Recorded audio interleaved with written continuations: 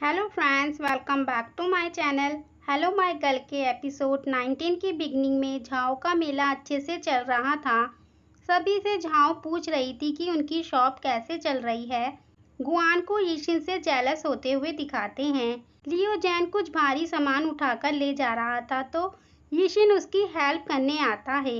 यीशिन से अच्छा दिखने के लिए गुआन वहां आकर वह अकेले ही उठाकर ले जाता है। लियोजैन यीशिन से पूछता है गुआन को क्या हो गया, पर यीशिन को भी इसके बारे में नहीं पता था।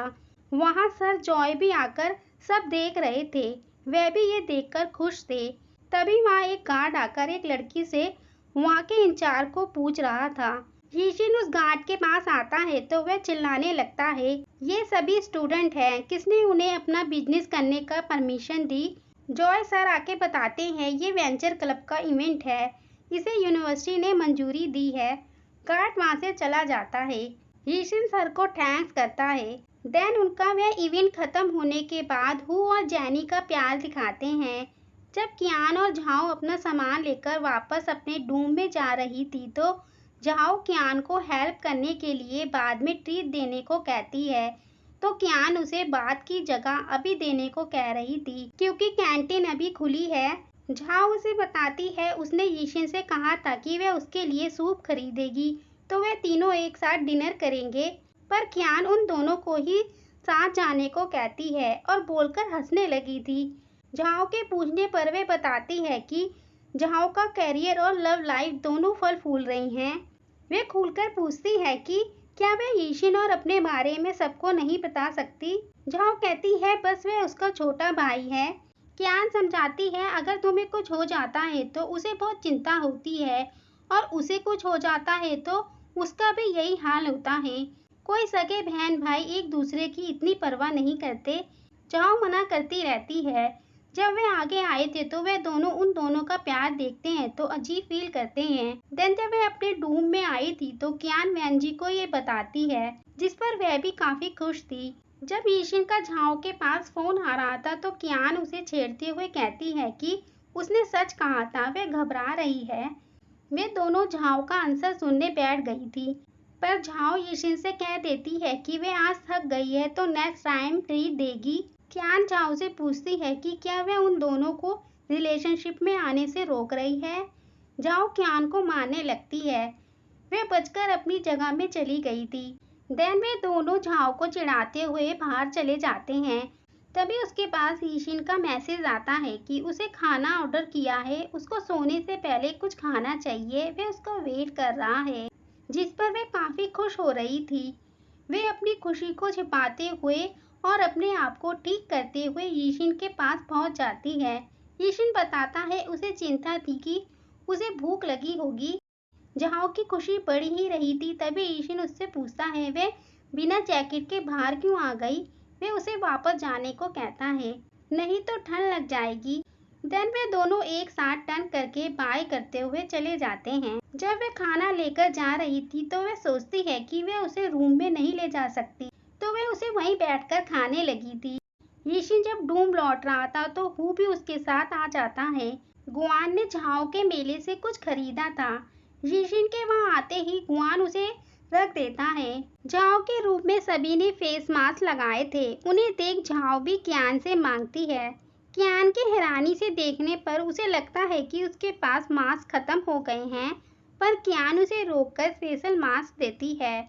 जब झाओ जैनी का ब्लैक मास्क देखकर उसके बारे में पूछने लगी थी तो जैनी अपना ब्लैक मास्क अच्छा बताते हुए वो लगाने को देती है, तो कियान और जैनी के बीच बहस शुरू हो जाती है।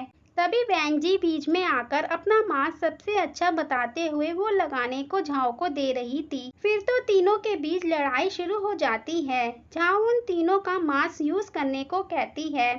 देन जब झाओ बाथरूम से वापस आई थी तो उसके फेस पर तीनों मास्क लगाने की वजह से एलर्जी हो गई थी। यीशिन झाओ को मैसेज करता है कि साथ में ब्रेकफास्ट करते हैं, लेकिन झाओ ने नींद का बहाना बनाकर मना कर दिया था। झाओ अपने फेस पर एलर्जी की वजह से क्लास में भी नहीं जा रही थी। वे उससे माफी मांगते हैं कि उनकी वजह से ऐसा हो गया। वेंजी झाओ से पूछती है कि उसको अपने मार्क्स कम होने का डर नहीं है पर झाओ ऐसी शक्ल लेकर बाहर जाने से मना कर रही थी। देन जब उनकी क्लास ओवर हो गई थी तो यिशिन जैनी को रोककर झाओ के बारे में पूछ रहा था। तो जैनी बोल देती है कि वे बीमार है। वे झाओ को आकर बताती है कि जब उसने उसकी तबीयत खराब होने को बताया तो वे काफी चिंतित था। वे लोग मिलकर झाओ के फेस पर दवाई लगा रहे थे। तभी यिशिन की कॉल आ जाती है। क्यान कॉल को उठाने को कहती है। झाओ बीमार होने की एक्टिंग करते हुए बात कर रही थी। वे बताती है कि वे दवाई ले रही है। क्यान उसे बच्चों की कोल्ड दवाई दिखाती है तो झाओ को जल्दी से फोन काटना पड़ता है। देन जब क्यान झाओ के लिए खाना ले रही थी तो वे यिशिन से टकरा गई थी। क्यान बताती है ये खाना झाओ के लिए है। तो यिशिन पूछता है उसे बीमार होने पर भी भूख लगती है।